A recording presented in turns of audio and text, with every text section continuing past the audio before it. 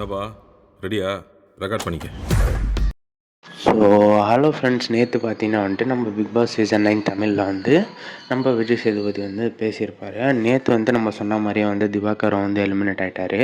So அதை பற்றின ஒரு கிளியரான வீடியோவாக தான் வந்து இந்த வீடியோ இருக்க போகுது. ஸோ மறக்காம வீடியோ எல்லோரும் கடைசி வரைக்கும் பாருங்கள். இப்போ தான் நம்ம சேனலை புதுசாக பார்க்குறீங்க அப்படின்னா சப்ஸ்கிரைப் பண்ணி வச்சுக்கோங்க. வாங்க வீடியோக்குள்ளே போகலாம்.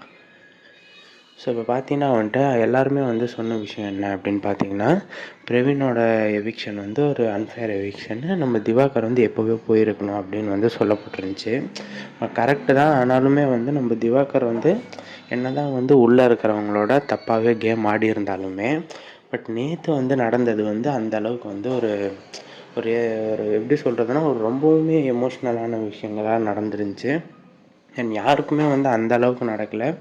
அது மாதிரி தான் வந்து நம்ம கானா வினோத் அவர்லாம் வந்து பயங்கரமாக அழுதுட்டாரு அப்படின்னு தான் சொல்லணும் திவாகர். இப்போ திவாகர் இல்லாமல் அவர் என்ன பண்ண போகிறாரு அப்படின்றத நினச்சாலே அவருக்கு ஒரு மாதிரி ஆகிட்ருக்கோம். அண்ட் பார்வதிக்கு வந்து ஒரு முதுகெலும்பாக இருந்ததே திவாகர் தான். ஸோ இப்போ அவரும் இல்லை அப்படின்றதுனால பார்வதி என்ன பண்ண போகிறாங்க அப்படின்றதே ஒரு பெரிய கேள்விக்குறி ஆகிடுச்சு. ஸோ இதை பற்றின உங்கள் ஒப்பீனியன் என்ன அப்படின்றத மறக்காமல் கமெண்ட்ஸில் சொல்லியிருக்கேன். அண்ட் சினிமா சம்மந்தப்பட்ட நியூஸ்லாம் உடனே தெரிஞ்சுக்கணும், இல்லை பிக் பாஸ் சம்மந்தப்பட்ட நியூஸ்லாம் தெரிஞ்சுக்கணும் அப்படின்னு நினச்சிங்கன்னா நம்ம சேனலை சப்ஸ்கிரைப் பண்ணி பெல் ஐக்கானை கிளிக் பண்ணி வச்சுக்கோங்க. நன்றி.